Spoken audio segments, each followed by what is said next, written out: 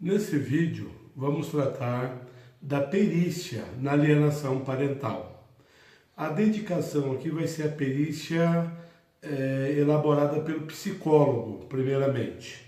Então, o psicólogo, para elaborar essa perícia, ele precisa de ter uma certa capacitação, cursos da área, certo? E aí, ele tendo o curso, tendo a capacitação, para elaborar essas perícias, chamadas perícias judiciais, ele fará o quê? Ele precisa de promover os acessos dele. O que ele vai precisar? De acessar para elaborar uma boa perícia, ou uma perícia bem elaborada, vamos chamar assim. Então, ele precisa de acessar o processo judicial em si, ele precisa de saber dos limites da lei, certo? Lá no artigo 5º, precisa de saber dos limites legais. Ele vai fazer uma visitação, em loco, aí junto com o assistente social, ele acaba visitando a casa do pai e a casa da mãe, para ver as condições que a criança passa lá a visitação, ou que a mãe ou o pai exerce a função de guardião, certo? O lar definitivo e o lar de visitação. Ele vai visitar a escola, certo? Vai conversar com os membros da família, que tiverem contato com a criança, bem como outros que não sejam membros, mas sejam pessoas envolvidas, namorado, namorada, certo? Uma avó torta, de repente, um avô torto, né? Então, o avô torto ou avó torta aí são os pais do convivente, certo? São pais da madrasta, do padrasto também, são considerados, estabelece esse parentesco por afinidade que leva esse nome. Nesse contexto aí, a gente tem o quê? A escolha do profissional pelo juiz. Na maioria dos casos, o juiz não escolhe o profissional, ou ele presta concurso e ele faz parte daquele corpo do judiciário multidisciplinar. Então é dessa forma aí.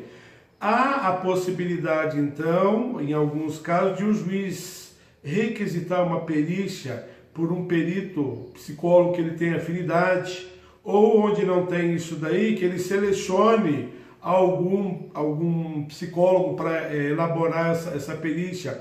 Em outros lugares, o próprio município monta uma central de psicólogos, geralmente com o nome de Centro de Apoio à Família e à Criança em situação de abandono ou em risco, saúde, daí, né, a integridade física, moral, psicológica, e esses centros aí acabam promovendo a elaboração desse laudo pericial. Então, a escolha do profissional. O profissional não pode ser inexperiente ou ser pouco capacitado, porque daí não sairá, a perícia não sairá dentro dos padrões exigidos e não trará o quê? A situação, a real situação daquele agrupamento ali envolvido em alienação parental, ou realmente uma situação de violência, né? Qualquer tipo de violência contra a criança e adolescente. Seguindo um pouquinho mais, a gente fala da equipe técnica, certo? A equipe técnica, ou naqueles casos, a lista de psicólogos ou de profissionais cadastrados pelo juiz. A equipe técnica ela é concursada, então ela faz perícia em todos os casos.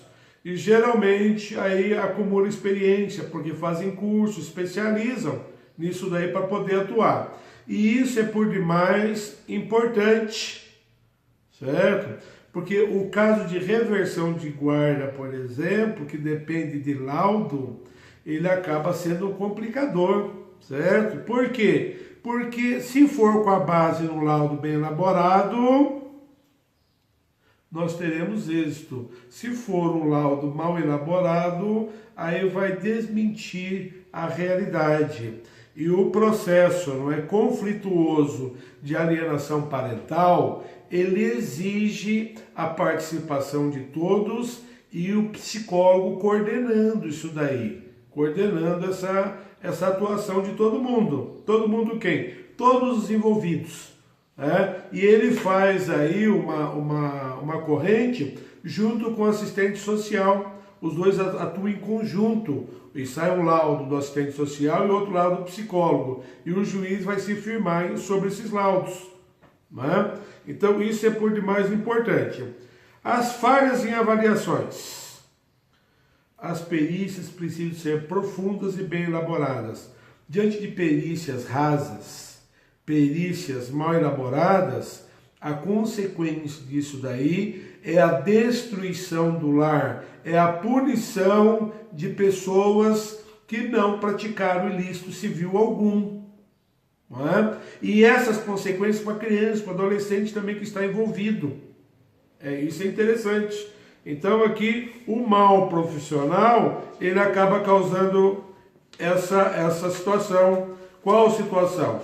Essa situação em que todos perdem com isso daí. O juiz erra, a família sofre, aqueles que estavam certos são tomados como errados e as consequências, punições sobre eles indevidas.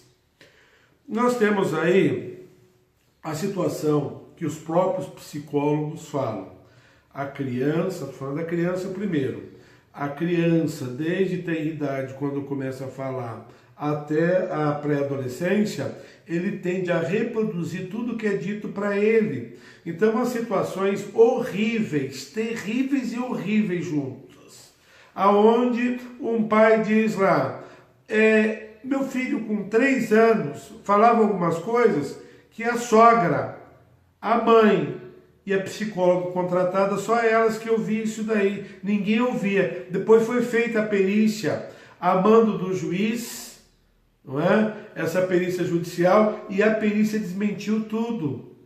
Vejam bem a situação desse profissional que fez a perícia lá, paga a chamada perícia unilateral, tá? Que é feita por uma parte para dar sustentação. E o juiz pode pode dar crédito a essas perícias independentes. Então veja bem, é de chorar uma situação dessa, porque deixou traumas profundos desse pai aí. Nós não estamos defendendo o pai ou a mãe, é que a alienação parental é um conflito familiar bem delicado que exige uma atuação de profissional capacitadíssimo. Essa que é a ideia aqui. Para evitar esses laudos, alguns chamam de laudos fajutos, laudos mal elaborados, laudos mal feitos e por aí afora. Então o laudo é muito decisivo aqui. Então esses detalhes aí, que a criança tende a reproduzir a ideia do alienador, é que o psicólogo profissional deve tomar todo cuidado para conseguir extrair da criança e extrair da situação a situação correta que isso possa acontecer. Seguindo um pouquinho mais, nós temos o quê? Que falar um pouquinho mais sobre a perícia unilateral. Então a parte interessada vai lá, contrata um psicólogo e ele emite um laudo. Qual que é a força desse laudo aí? Se a pessoa tem compromisso com a verdade, se é um especialista, é valioso o laudo. Agora, se for um profissional despreparado, com a parcialidade porque está recebendo, aí esse laudo realmente, ele merece o que essa pessoa? Merece uma representação no Conselho dos Psicólogos para que seja processado pelo ilícito profissional que ele praticou. Isso é por demais interessante. O psicólogo precisa de ser profissional. Ele precisa de bases para agir aí. Ele, com a especialização, sabe como agir. Ele precisa daquelas bases que nós dissemos para agir. Quais são as bases? Documentação, acesso à residência, acesso à escola, acesso a todos os membros da família. Então é uma questão de acesso e depois ele extrair as suas conclusões com relação à situação. Os prejuízos para os envolvidos. Além da injustiça cometida, porque quando o laudo ele é mal elaborado, o juiz comete injustiça com base nesse laudo. Isso é importante mencionar aqui, que o laudo acaba levando o juiz a equívoco, sabendo que o juiz, claro, não precisa se firmar só no laudo. E mesmo porque o processo é lento, há rompimento de convivência por conta do laudo, olha o prejuízo que vai gerar, certo? Fragiliza a formação psicológica da criança e do adolescente. Fica fragilizado nesse sentido aí. Os próprios psicólogos falam que a criança que sofre alienação parental, elas tendem a reproduzir esse comportamento depois nas suas famílias. Olha a consequência disso. Além daquilo que a gente já chamou a atenção, da pessoa se viciar em droga, da pessoa ter problema psiquiátrico, psicológico, ou mesmo chegar ao nível de suicídio. Então é importante chamar a atenção para os prejuízos para os envolvidos. E os pais também são intensamente prejudicados quando há um erro. Quando constata-se que há alienação parental e não há alienação parental, eles podem privilegiarem aquela pessoa alienada, que realmente praticou o ato. Ou pode não prejudicar ele. Se não prejudicar, ele vai estar prejudicando a pessoa posicionada como alienador, que não é alienador, ele estava só falando a verdade, certo? Eu estava tentando comprovar a verdade. Então, o afastamento da família, todo esse processo aí, ele é gerado a partir do laudo mal elaborado do psicólogo. A pedofilia e a alienação parental é um tema difícil, é um tema sofrível, porque o tipo de agressão aí atribuído ao alienador vai desde não deixar a criança receber o direito de visitação, fala que não está na escola, fala que ele saiu, foi para a festa, não está dormindo. Então, essas invenções aí do alienador, o alienador às vezes nem conta com a criança, ele pratica esses atos de alienação. Ou às vezes tem uma festa lá do Dia das Mães, o pai é o alienador, ele fala para o filho que vai comunicar e não comunica à mãe. Depois fala, eu fiz rei tua mãe que não quis vir, tua mãe não gosta de você. Quer dizer, olha a consequência do ato que é fomentado pelo alienador e é alimentado pelo seu ódio interno, por ser... Aí dá para atribuir várias qualidades negativas a ele, para ele poder agir dessa forma. Então isso é importante pontuar aqui, que essa ação dele, ela é desastrosa e ela causa então uma situação mais periclitante ainda. No desejo de vingança, então, os pais se tornam inimigos no divórcio ou na dissolução da união estável. E aí um começa a atribuir ao outro, né? O alienador atribui ao alienado e envolve o filho nessa briga aí. E o filho é o maior prejudicado, mas o alienado também sofre por demais. Ele está sendo acusado de praticar um ato, aqui nós estamos falando de pedofilia, sexual contra o seu filho. Isso é muito triste. Então, num dos vídeos eu perguntei, pera lá, a gente precisa identificar as falhas e os acertos. Então, quando a gente vê uma reportagem, ou a reportagem só traz os acertos, ou só traz as falhas. As falhas. Olha lá que o juiz determinou que a filha ficasse com o pedófilo do pai. Quer dizer, é uma situação complicada para testar essa verdade, sabendo que o filho pode reproduzir, sabendo da situação do alienador, e a mãe lá jurando que era verdade. Então, essa situação aí, esse discurso de ódio, ele lesa, na verdade, o direito dos filhos. E é a avaliação profissional aí que pode levar tudo a perder, se não identifica a situação. Então, a situação, até para o profissional mais experiente, a detecção dessa situação aí é muito difícil. Muito, muito difícil. Porque o que você sugere para uma criança, ela tende a reproduzir. Isso é muito perigoso. Muito perigoso mesmo. Perigoso por demais. Então, todos os profissionais em prol do menor. Por que todos os profissionais devem estar em prol do menor? Quantas pessoas atuam nesse processo judicial? seja ele um incidental de uma separação judicial, de uma guarda, uma visitação, seja um processo autônomo de alienação parental.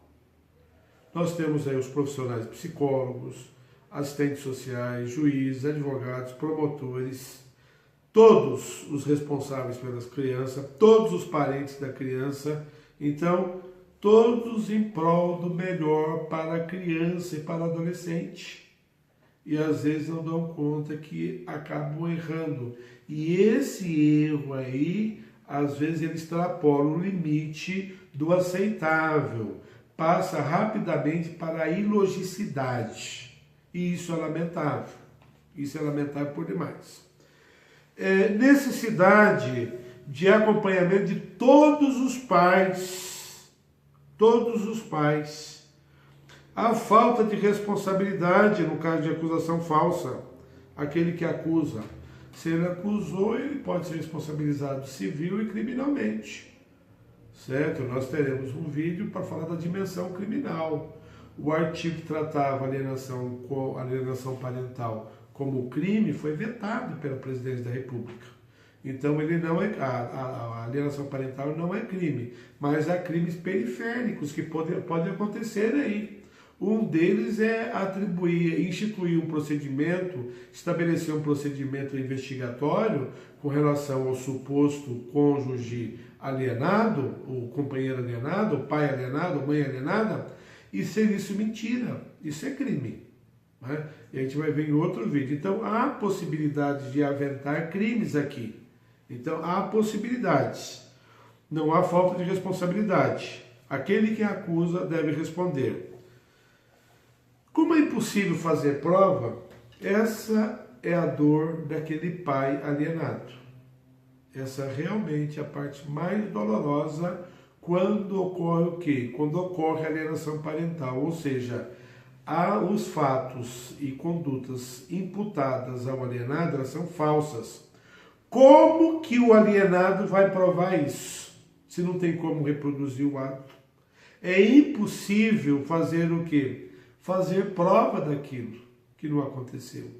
E aí essa situação também pode levar num estágio de consternação conhecido como depressão. Não é? Ele vai se sentir impotente diante desse caso. E a outra parte se potencializa diante disso daí. Isso é muito sofrível. Isso é de uma dor assim que alguns dizem o quê?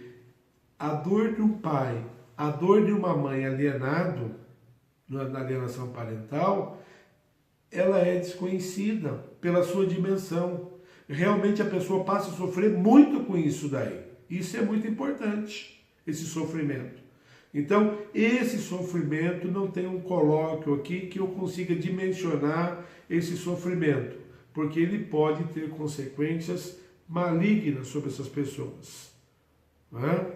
E as novas perícias. Será que há necessidade de o juiz determinar outra perícia?